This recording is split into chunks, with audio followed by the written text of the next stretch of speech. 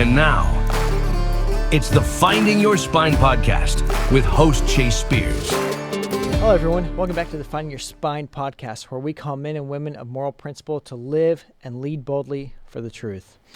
Today, I have a good buddy of mine, Dr. Josh Bowman, coming to us all the way from up in Michigan to talk about the role of Christian principles in building courage. So, Josh, I'm really excited about having you here today. Thanks so much for making the time. I'm so glad to be here. Thanks, Chase. So, this man is absolutely brilliant. I got to meet Josh, the year before last, I think, at the meeting of the Ciceronian Society down in Plano, Texas. Mm-hmm. And a mutual friend, Claire Guda, had told me about the Ciceronian Society, and I was like, well, let me go check that out. So Lori and I drove down, had a blast. I'll never forget you doing the opening there on the stage and saying something to the effect of, and I'm going to butcher this, so correct me, feel free, of we study seriously, but we don't take ourselves too seriously. Yeah, I said we're a group of people who take our faith seriously, our scholarship seriously, but we do not take ourselves seriously, and that is still true. Yeah, I knew right then I was in the right room, and it's been great to stay connected and to run into you at other conferences, and so I'm looking forward to being in person again, but glad at least we could get on the schedule to do this today, even virtually. So Dr. Josh Bowman is the executive director of the Ciceronian Society, which seeks to encourage and equip Christian scholars as they serve the church. You've spent over a decade in higher education. You've taught a lot of different stuff: American politics, law, environmental studies, and political philosophy at places like Hope College, Heidelberg University, Concordia University in Chicago, University of the Cumberlands, and the Robertson School of Government. You've also served as a director of operations at an Anglican church in Holland, Michigan. You've got your master's and doctorate in politics from Catholic University. Boy, they've got a beautiful campus up there in D.C. Mm-hmm. But you started off your academic travails at a little place called Lee University in Cleveland, Tennessee. Yeah, you ever heard of it, Chase? I've heard of it. That is, so two things we have in common. We are both Lee University graduates, and we both met our wives at Lee University. Well, that's what you go there for, right? That's what I did. Yeah, right. I've got a funny story I'll tell you now. First few weeks I'm there was this one girl I met who is not my wife, but she was a neat person. I enjoyed talking to her.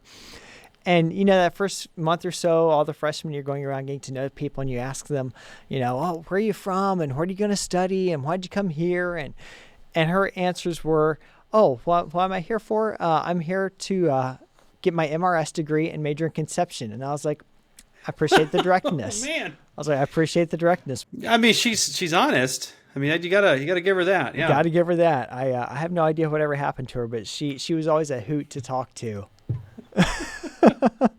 but needless to say, I met my wife there, and she walked across the graduation stage 4 years later, carrying our first son. So, so she hit both goals, even though those were not the goals she went for. Josh, you went on to do a postdoctoral fellowship at the Eric Vogelin Institute of Louisiana State University there in Baton Rouge.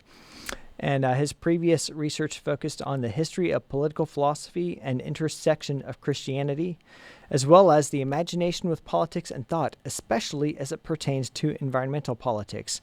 And you've wrote a book about that called Imagination and Environmental Politics, The Aftermath of Thoreau, which was published in 2018 by Lexington Books. And these days you do a lot of essay work focusing on topics like friendship, role of the church, intellectual discipleship. You are a former Wilbur Fellow at the Russell Kirk Center, and you have received both the Weaver and Salvatori Fellowships from the Intercollegiate Studies Institute. And you and your wife from Lee University live in Western Michigan with 2 young children. That about sum it up. Yeah, that's about it. You are an impressive guy. I don't know about that. You say that. I have a funny story for you. So this last weekend, I was at a restaurant with some friends, and this goes off the word impressive. And the waitress picked up a bunch of dishes and carried it was really impressive. And I went to tell her, "Wow, I'm impressed," but I said, "Wow, I'm impressive." And so the guys who were with me were like, "Oh, dude, you're never going to live that one down." So apparently I'm just going to be impressive, usually for the wrong reasons. So I think you're impressive, and I'm sure if the waitress knew your biography, she would absolutely. Maybe. But what is not in doubt about that is impressive is your writing. You had a piece that was published by the Acton Institute not long ago that got my attention, and it got me reflecting a lot, and it got me to thinking I've got to call Josh and see if he'll come on the podcast and talk about this. It was called Of Fathers and Friends, and you really it was about the importance of Oasis, friendship. Not the band. Right, not the band, right. But Christian friendship to provide a place of oasis, and how that's a long storied thing in human civilization, human relationship, and how we build nations, tribes, institutions. Something that has really been lost quite a bit. And you go into a lot of the statistics about that.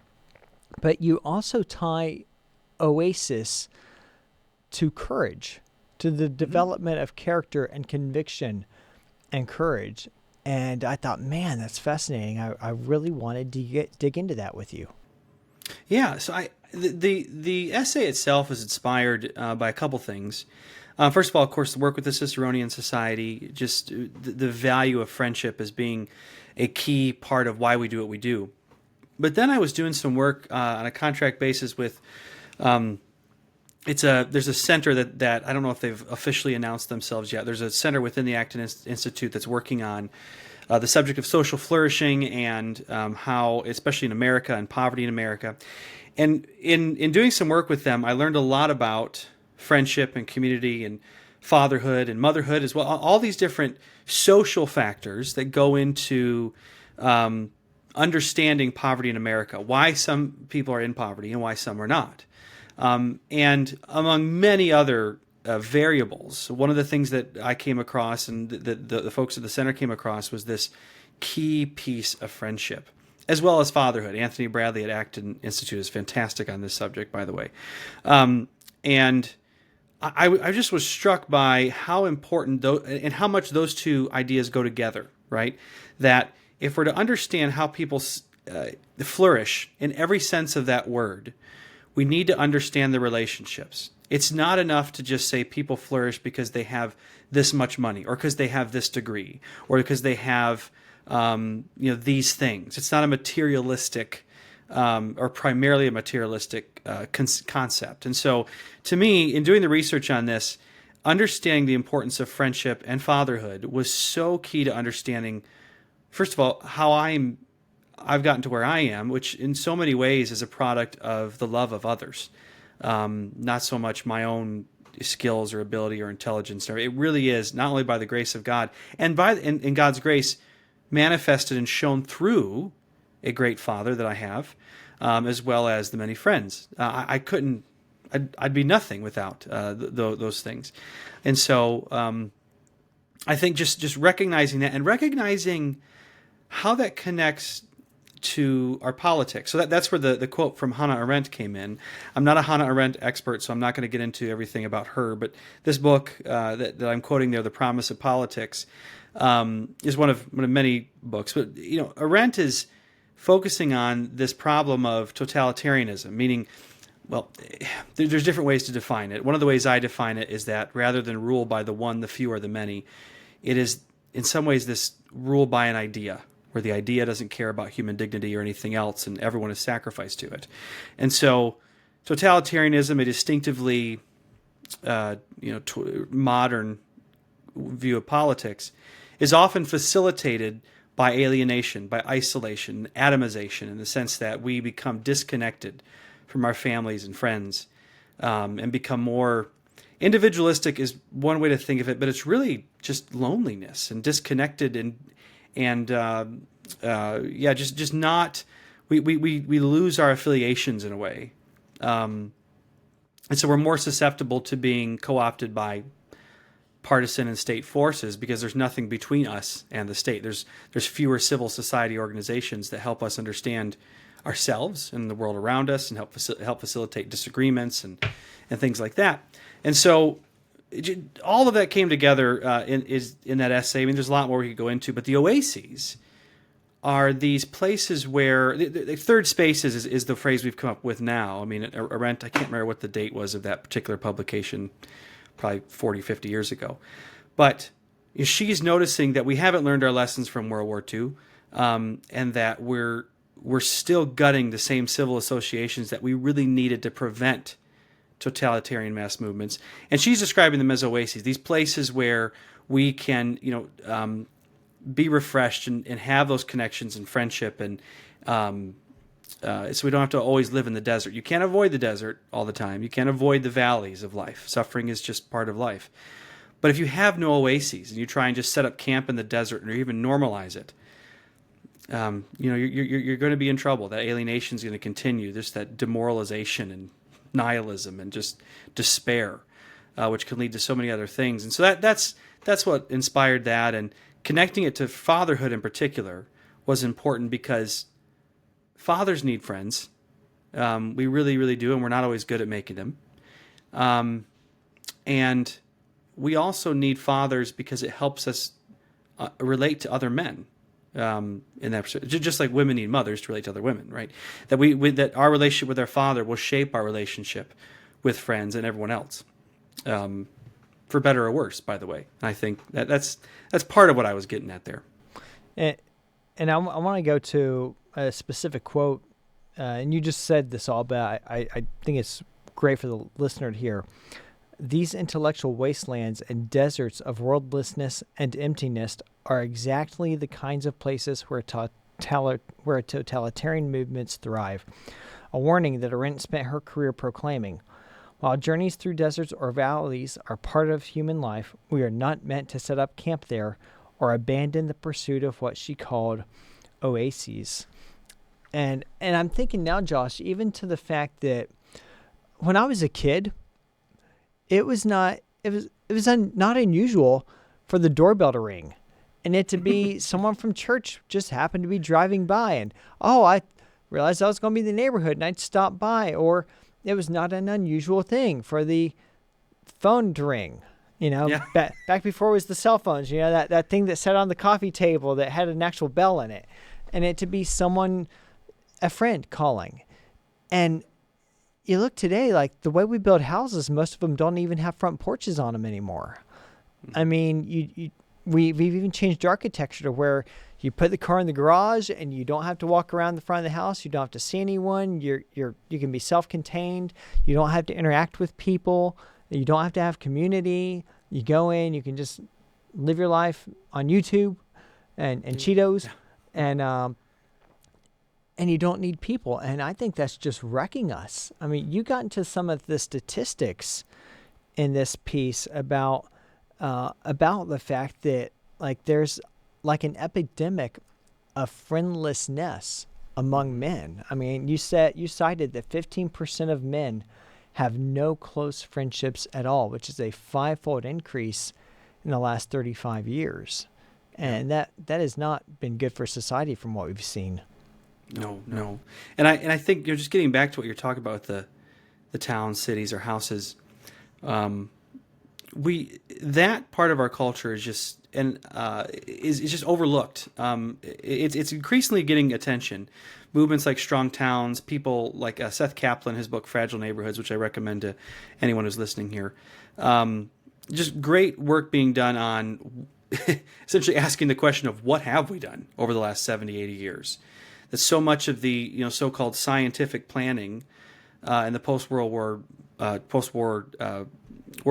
II world has facilitated this isolation and alienation and worldlessness, placelessness, to use a very Ciceronian society topic, is that we feel less attached to place, and it is literally killing us. There's a lot to be said about the fact that a lot of data has come out recently that so much of your survival, right, or whether or not you live beyond the life expectancy or up to the life expectancy based on when you were born and where you live, etc. It's based on, a lot of times there's major differences zip code to zip code, but there's also a sense in which your relationships are going to determine so much of that. And especially your and I's generation, we're so transient. We move all the time. I don't even know how many times I've moved at this point. I'm trying to stay put and never do it again. Lord, did you hear me? Right. But, yeah, next week I'll be, who knows? But there is an aspect of, we're so transient. We just like trying to become rooted in a place. We don't have any oases. We're trying to live in a desert all the time. And thinking that going to the, I wonder if this is part of it. I didn't write this in the essay, but is there something about going to an oasis that seems like you're weak, right? And this is actually what Cicero gets at. So Marcus Tullius Cicero, Roman statesman in the 1st century BC, one of his most important works is a work called De Amicitia, and it's on friendship. I don't agree with everything he says there, and as a Christian, I think he falls short in important ways, and St. Augustine would point this out. But Cicero specifically confronts the question there, is the need for friendship a sign of weakness? And his answer is emphatically no. And I think the same could be said with these oases. Like, no, needing a community, needing a family, needing friends, needing the support of others is not a sign of it's not a sign of weakness. It's a sign of, in many ways, courage. You're admitting you're vulnerable and you're not perfect. I could go on with that. I'll talk endlessly, but I think in so many ways we need to, I hate to use this phrase, but destigmatize that attitude of, I can just do this all on my own, right? I just need me by myself, right? I can my strength alone, my intelligence alone can make this happen. No, it cannot. You are not enough, right? It's those signs that go up around university campuses around exam time. Sometimes I've been on it. It says you are enough, including on Christian campuses. And I want to say, no, you are not enough. Jesus is enough, but you are not enough, and and it's okay to recognize that. You can't live in the desert. You need oases, and of course, the greatest oasis is the living water, right? Jesus Christ. I don't know if you could call him an oasis. That's an interesting idea. Arendt wouldn't have said that, but yeah. Yeah, but I think you're really, really kind of hitting on something that I often feel. This kind of epidemic of loneliness is something that's not unfamiliar at all to the military life. You talk about the fact that we are in this transitory culture. Lori and I have moved so many times. People ask us, where are you from? And oftentimes it's kind of an awkward moment. It's like, oh, well, let me think, like which season of life, and like I'm from this city. I was born in this city, but I was raised here, and then military sent me here, but I identify with here, but now I'm here. And it was really kind of, I don't have a good word. Jarring is the wrong word. But when we got to where we're at now, the church that we attend now has been there for about 100. I think it's been there for about 108 years now, if I'm doing the math right in my head, which is the oldest church I've ever been to. And we started seeing multi-generational families in this congregation, which was something that I haven't seen since I was a child, like knee-high to a bullfrog. And I'm looking around and I'm like, I think this is how it's actually supposed to be. Imagine that. Yeah. And it gives me a lot to think about as a father because, the military life gets you so used to being on the go and so used to being almost a citizen of the U.S. versus a citizen of a locale that happens to be part of the U.S. And wondering, okay, like what does it look like to be settled? Because I know the more I read and the more I think, it's not that travel is bad, not by any means, and seeing the world is great. But there really is, I think we really are designed by God to have a home base. Yeah. Well, think of could it be said that Jesus has a home base? I'm trying to think of what that would be. Bethany? He never goes far from where he was born, right? He doesn't travel the whole world. Obviously, during the time he was there, that's not going to restrict him. He's Jesus, but he chooses very specifically to come to a place, to lament over a city, and to love the place that he was in. Right? He healed these people, spoke to them, chose them. Right? He calls the Israelites to a land, a very specific place. It's not a. It's not an. That's why religion is not an ideology. Ideology, in many ways, is always placeless, in a sense. This is a faith, and it's based in a person. Now, in one sense, though, it's important to note that as Christians, we're always kind of out of place in a little bit, right, in a fallen world. We're not out of place in the sense that we are fallen, right? We're part of that fallenness, but this is not our final destination in a way, right? Depending on how you think about eschatology, right?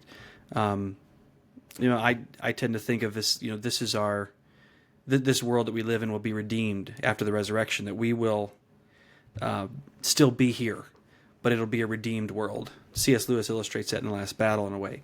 But I could go on about that. But I think there's what you're saying about the military. I think is important. I wonder, and Chase, maybe you know this.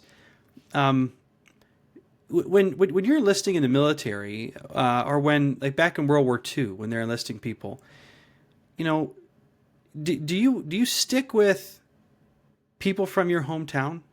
Like, I mean, would if you enlist in wherever town you're in, are you likely to see other people from where you're from, or is it very much a, does where you come from have any impact on how they organize the whatever branch of the military you're in? No, none at all. None at all. It's all put into a kind of a big mixing bowl, and you're a diaspora. You're sent wherever you're needed at a point in time, and that's something that I think is very broken about the way that we currently do the military move cycle. I think there's a deliberate move to try to decenter people from any sense of regional loyalty or connection, because people who are disconnected are easier to control and to make Washington, D.C. the god in the state. And I think we saw that pretty handily from 2020 on. Yeah. Actually, that's actually an interesting point is, to what extent has our particular infrastructure digitally, physically, in terms of how we designed states, cities, education, to what extent is it being true of everything, not just the military, but the rest of the country, right? It's that when you can disassociate people from all these other connections, it's easier to label and name and number, and then, for lack of a better word, rationalize that population. There's a great book. What the heck is his name? Something Scott. I want to say James C. Scott, called "Seeing Like a State."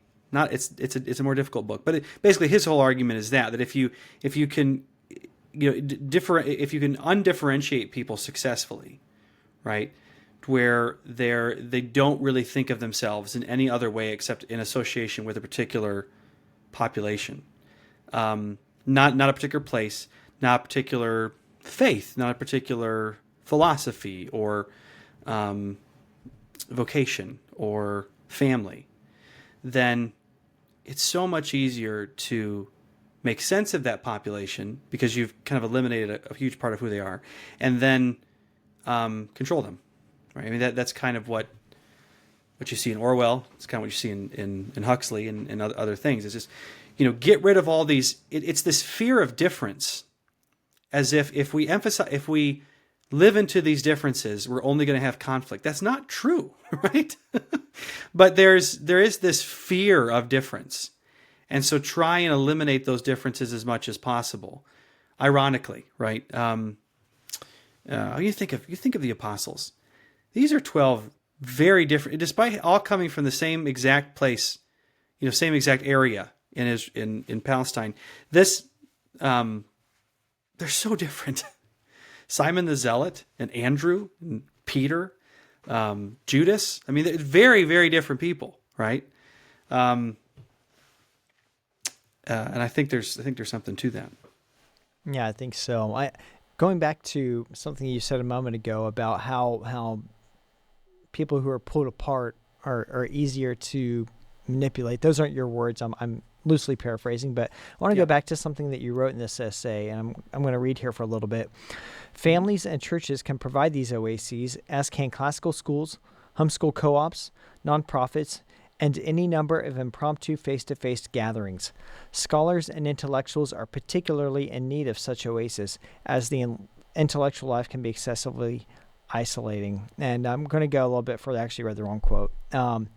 We're talking about oases again. These are not merely support groups and networking opportunities, but the kind of moments and places where the experience of being together fuels creativity, persistence, courage, and any number of virtues. And so would the argument be then that the lack of an oasis, a lack of connectivity, a lack of tribesmanship among fellow believers and people of a shared geographical heritage and understanding and cultural understanding would necessarily be in some way interfere with the production of those virtues?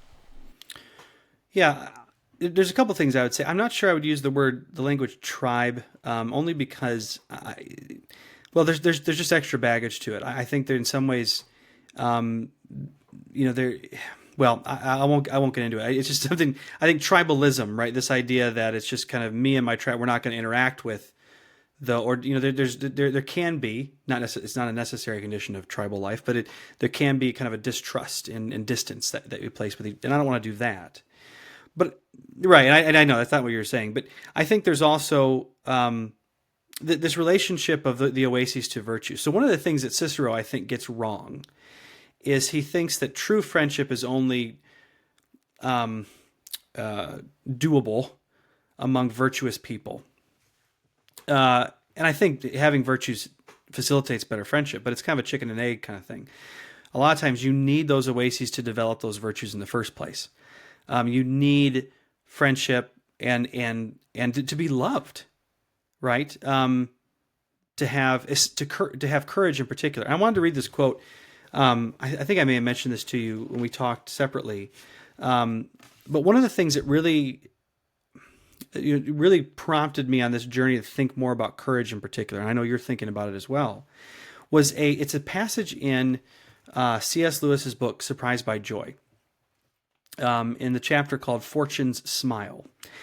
And Lewis is talking about his relationship with his dad, and he's talking about how at some point he's faking who he is. He's not being true with his dad. He's a coward. He's actually calling himself, C.S. Lewis, calling himself out for being a coward. And he writes this. He said, I allowed myself to be prepared for confirmation and confirmed to make my first communion in total disbelief. So he's an atheist, but he's actually going for his first communion. And acting a part, eating and drinking my own condemnation. He kind of confesses to this, right? And then he says, as Johnson points out, in reference to Dr. Samuel Johnson, late 18th century, where he says, where courage is not, no other virtue can survive except by accident. And so that struck me as courage being, remember, courage is not the absence of fear. That's a big misnomer. The absence of fear, I mean, you're human. Fear is a very natural thing. In some ways, the absence of fear may characterize a psychopath just as much as it someone who's brave, right? I mean, in some ways, I think it's in spite of fear, you do what's right, or you do what needs to be done, right? Now, in order to do that on many different scales and many different levels, you need to know, or I hope you know, that someone has your back, that you're loved. Right.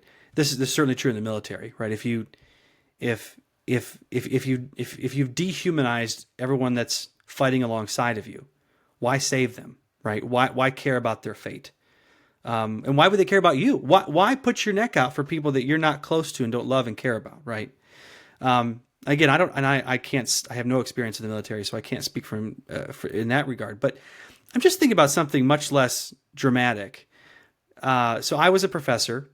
And there were times where there are many ways in which I could have done a better job, but one of the things I reflected on later was there were times where I could have graded harder. I could have offered a more difficult class. I could have been more forthcoming about certain things that could have caused controversy among students, that could have angered them, that could have certainly become problems for me in some way, shape, or form. And I didn't do it. And the reason I didn't do it was because I was afraid that those superior to me, whether it was a department chair or a dean or a provost or whoever, was not going to have my back. They didn't care about me. They care about, is this person paying tuition and buying credits? Because that's all we're here for, right? And that doesn't give you a lot of courage, right?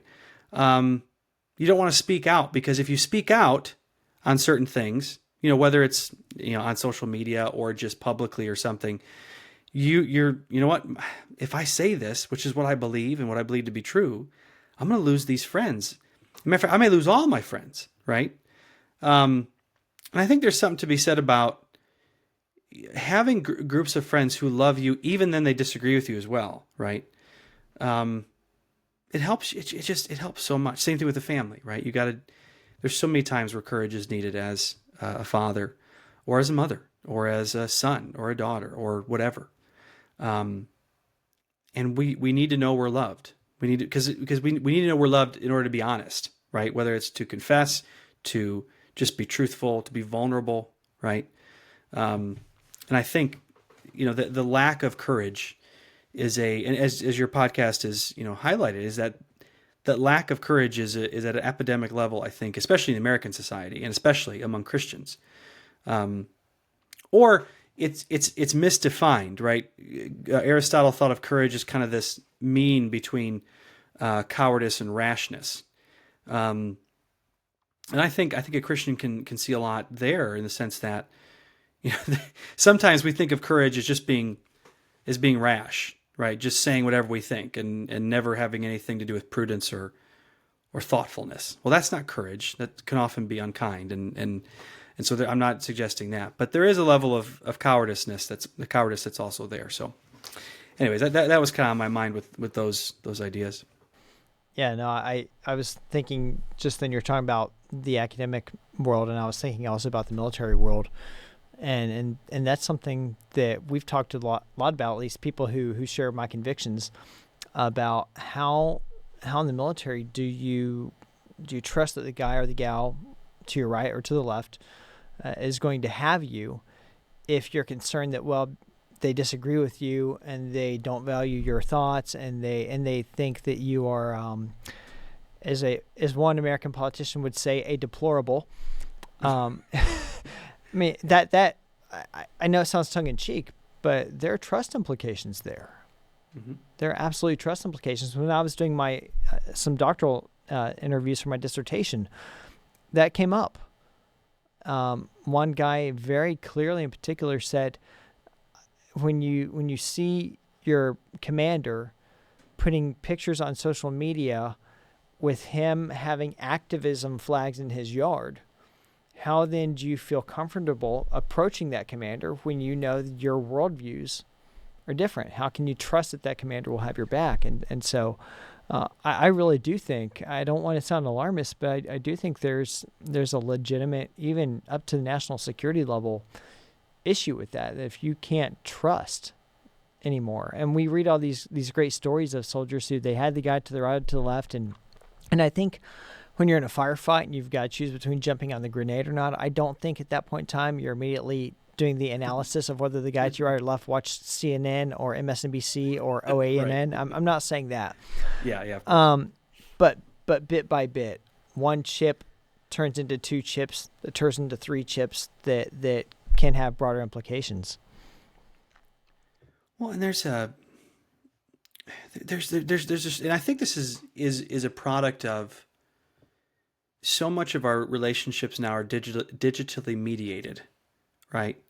Where, and this is a right and left wing issue, right? In a sense that we don't think of those who disagree with us as being human anymore. They're a troll, right? On YouTube, they're a little more than a bot. They may not even, I mean, heck, the people who criticize this may not even be real. They may be AI, but there is an element of, when you get to know someone, it's the it's very hard to deny the image of God in them, right? When you're face to face. Yeah, I think of people at my church who, politically we're not on the same side, but they're wonderful mothers and fathers. They're wonderful people, and I know them as being, even when they believe in X, and I think, that's not where I'm at. We're often we have the same starting point, right? In the sense that we are, we have a similar sense of what reality is, what truth is, dignity of human person, all that. And so, okay, you took similar premises and ended up with a different conclusion. Doesn't make you a bad person. Doesn't make you less human, right? I still care about you and your family. I would still jump on the grenade for your kids, right? If I had to. But now, there's this increasing just disconnect and alienation where, the other person is little more than they're just in your way, right? In some ways, they're just someone who's threatening your moral autonomy, someone who's threatening your definition of reality, and why tolerate them at all? Why care when they die in war? Right? We see this right now. I mean, I don't want to get into the politics of foreign policy, but the way people talk about whether it's Ukraine and Russia, Israel and Iran, or any particular world conflict, the just utter dehumanization of one side or the other is so disturbing. This is not how we as Christians are meant to live, or we're not. This is not how to. I mean, there are some arguments, right, in the military, like, do you have to dehumanize your enemy in order to fight them? I've never been in the military, but I'm guessing that you can actually do this in a different way. But yeah, it's striking to me that how much of that dehumanization is taking place, and that's exactly what Arendt was worried about. She's like, if you don't have these oases where you meet face to face with other people, like that's what's going to happen. In her Origins of Totalitarianism, her most famous book, arguably, that's essentially what she's getting at. That's why I need to read. So let me ask you, as we kind of get towards the end here, in another piece, you call for restoring the church as a center of cultural influence, whereas the church has kind of ceded much of that to state-level institutions, universities, and such. And so, here we are in this highly digitized age, and there's a lot of benefit to it, i.e. the fact that you and I can have this conversation right now from quite a distance apart. What a blessing. Mm-hmm. But on the other hand, the second and third order unintended consequences are the disconnect that we're talking about as well. And I know this is something that is probably on the minds of not only you, but the other board members of the Ciceronian Society, which seeks to try to bring Christian scholars together. How can we dial this back? I mean, how can we work towards finding Oasis again? Yeah. And Oases take different forms, right? I think there's, when you think of, one of the reasons that Arendt's metaphor breaks down is, in a very materialistic sense or very practical sense, an oasis is a place where you get water, right? Well, sometimes you need, especially just in the everyday life, you don't just need water. You need food, or you need laughter. you need answers.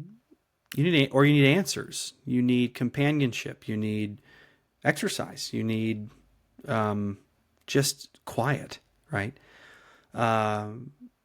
Oases can be oases of many different things.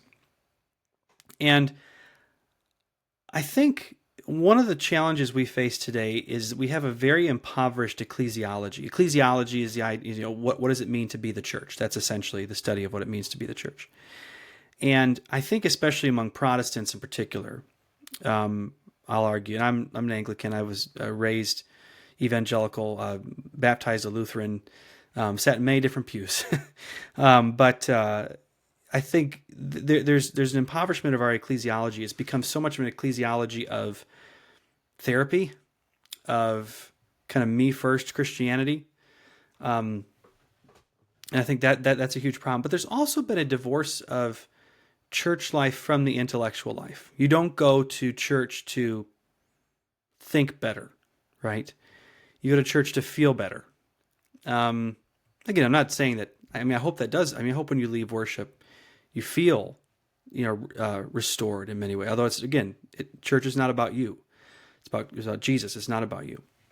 And so one of the things in the article you're referencing, Intellectual Discipleship, published with the Circe Institute, great group of people, is my attempt, and I think it's an incomplete attempt, to try and say, what does it mean to be a thoughtful disciple of Jesus? What does it mean to think as someone who has been with Jesus, right? That's what characterizes disciples. Oh, I use the verse from Acts, like they recognize, I think it's the Apostle John and Peter, and they say, look, those are men who have been with Jesus. What a great recognition, right?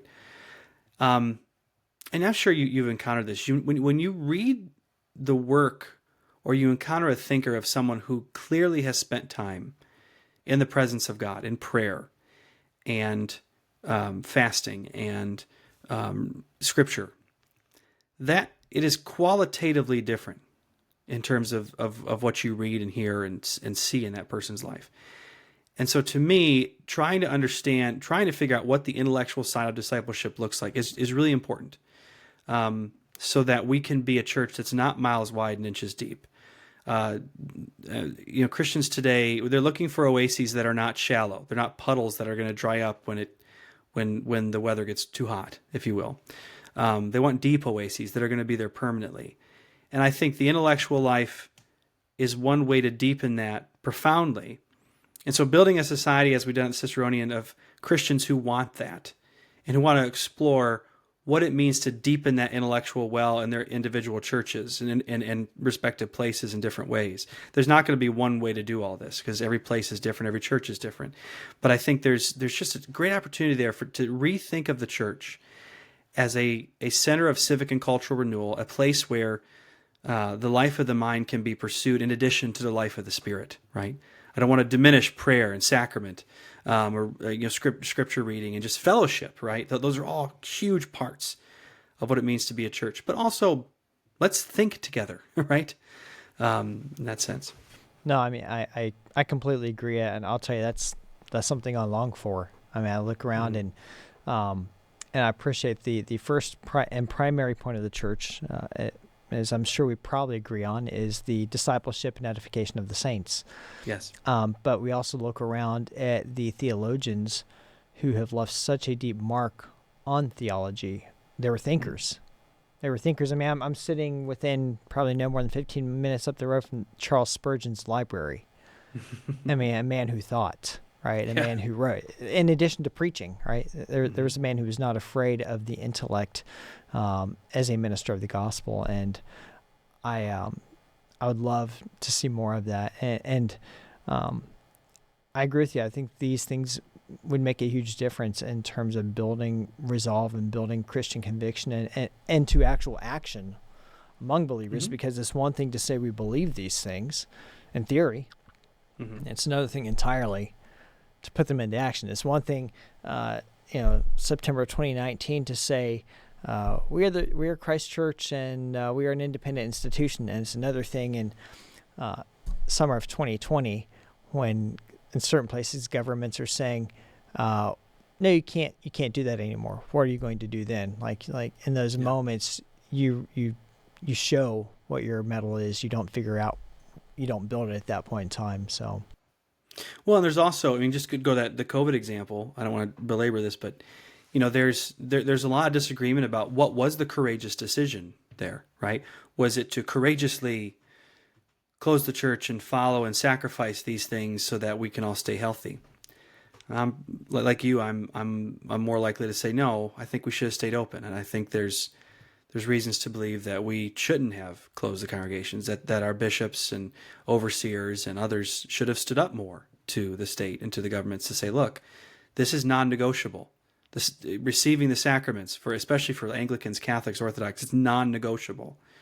That we need to be in church. This wasn't the third commandment. What didn't say that we only observe the Sabbath when there's not a pandemic or a natural disaster or something. No, it's non-negotiable. And in my mind, there was a profound lack of courage at that moment. And I was guilty of that at times too. And so we need to have compassion. I mean, we're all guilty of cowardice at some point. Yeah. Yeah, we are. I know there were times I look back and there are things I wish I would have done bolder, things I wish would have done stronger, and not for showboatiness, but just because that was the right thing. That would have been a more right thing to do. Yeah. I'm reading a book right now, God and Government, written by Pastor James Coates, and I think it's Nathan Busenitz, if I've got the name correctly. One's an elder at Grace Community Church, Sun Valley, California. The other is the teaching pastor at Grace Community Church at Edmonton, Alberta. And he's the one that the Canadian government actually threw in jail for keeping his church open. And it's been fascinating reading through like how they prayerfully considered these things and the fact that they were willing to risk even jail. And James Coates did do time in jail for it, but he was right. He was right. I think he was right as well. Yeah. Yeah. Well, as we wrap up, Josh, this has been fun. I could geek out with you for a long time. And I'm so excited about the conference in Omaha. Having a couple of days face to face with you and all the team there to do a lot more of this. This stuff charges me up. So I'm grateful you were willing to carve time out to do it with me. Is there anything else you'd like to add? To encourage people out there in the listening audience to take courage and to find the oases where they can have a base from which to build. Yeah, I wonder sometimes if we are wrong to use the word introvert, that it might be just you haven't found the right context yet. That you need to find the community that brings you to life, if you will, or to create it, right? So yeah, the Ciceronian Society is one example, right? We're meeting in Omaha, Nebraska in March of 2026 at Creighton University for one of these conferences. And people like Chase and I love to have these conversations, and we're going to have a lot more of them, right? It's going to keep going. And some of you might be like, that's not me. There's no way. Like, who the heck is Hannah Arendt?